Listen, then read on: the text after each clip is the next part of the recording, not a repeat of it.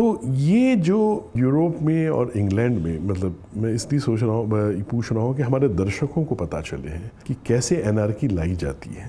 तो ये आप अभी कुछ वर्षों से जो देख रहे हैं, एक सिस्टमेटिकली कैसे यूरोप में और यूके में कैसे इन्होंने इमिग्रेंट्स को जो है इन्फिल्ट्रेट, इस्लामिक इमिग्रेंट्स को, ये क्या सब जानबूझ के कराया, क्यों कराया, क्या इनका उद्देश्य है, क्या लक्ष्य है, कहाँ ये चीज़ों को लेके जाएगा उस देश में, थोड़ा इस पर बताइए। बिल्कुल जानबूझ के कराया, क्योंकि जैसा मैंने बताया कि 1920s 1930s में जो उन्होंने डॉक्यूमेंट्स बनाए हैं उसमें उन्होंने लिखा है कि हम माइग्रेशन को प्रमोट करेंगे।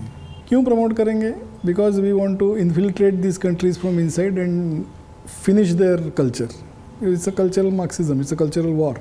तो जानबूझ के तो बिल्कुल किया है। और सेकेंड वर्ल्ड वॉर के बाद पूरे यूरोप में थोड़ा सा एक गिल्ट कॉम्प्लेक्स भी आ गया था कि इतने लोग मर गए, इतनी बड़ी वॉर हुई।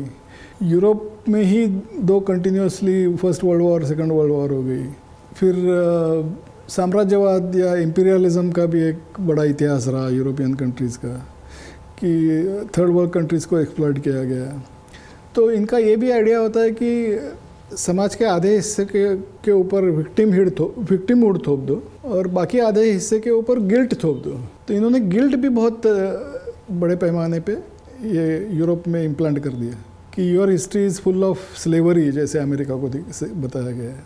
एक सुनने जैसी बात है, अमेरिका, हम वो लोग भी मानते हैं, पूरी दुनिया मानती है कि 1776 में अमेरिका देश बन गया जब वो ब्रिटिशों से आज़ाद हो गए। तो तब उन्होंने डिक्लेरेशन ऑफ इंडिपेंडेंस और उनकी कॉन्स्टिट्यूशन वगैरह बनाई, और ये हिस्ट्री का बहुत अभिमान उनको लगता है, मतलब they are very proud of this history. तो अब ये वोक आइडियोलॉजी के लोग जो है वो उनको ये बताते हैं। उन्होंने एक नया कॉन्सेप्ट इंट्रोड्यूस किया, 1619 प्रोजेक्ट, 1619। बड़ा गजब का ये भी नाम है। हाँ, तो ये क्या है कि उनका ये मानना है कि अमेरिका का जन्म 1776 में नहीं, लेकिन 1619 में हुआ। क्यों? तो अफ्रीकन स्लेव्स का पहला ग्रुप अमेरिकन शोर्स पे लैंड हुआ 1619 में। तो इसके माध्यम से ये बताना चाहते हैं कि आपके देश की पहचान जो है, केवल स्लेवरी आपके देश की पहचान है।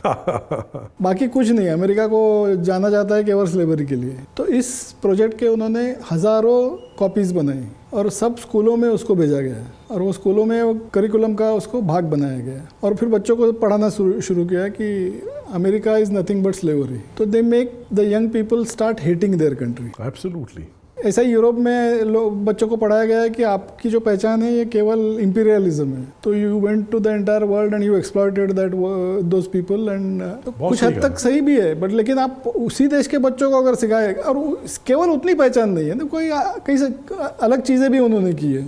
जैसे भारत को बताते हैं कि पैट्रियार्की इज योर आइडेंटिटी, ये भी गजब, और untouchability is your identity, casteism is your identity. तो they make people hate their country and impose guilt on those. बिल्कुल सही कह रहे हैं आप। और फिर इतना गिल्ट अगर वो फील करते हैं तो बोलते हैं अभी छोड़ो यार, ये बेचारे मारे हुए सीरिया में रह नहीं सकते, मिडिल ईस्ट में से उनको भगाया गया है, तो आने दो इनको। हाँ, बिल्कुल यही हुआ था यूरोप में। गोरे खड़े रहते थे वेलकम माइग्रेंट्स करके, बैनर लेके। क्या हुआ देखिए, अब वहाँ पे क्राइम उन्होंने तब ये नहीं सोचा कि अगर ये सचमुच इतने उनके ऊपर अत्याचार हुए हैं और ये उनको रहने के लिए जगह नहीं है, तो जब ऐसे अत्याचारों से जब कोई भागता है तो अपने पड़ोस वाले देश में जाएगा। हाँ। यूरोप में क्यों आ रहे हैं ये लोग? हाँ। जैसे बांग्लादेश, ईस्ट पाकिस्तान में जब 1971 में अत्याचार हुए तो भारत में आए, क्योंकि that is the next door country. Europe थोड़ी ना गए, वहाँ थोड़ी ना यूरोप गए।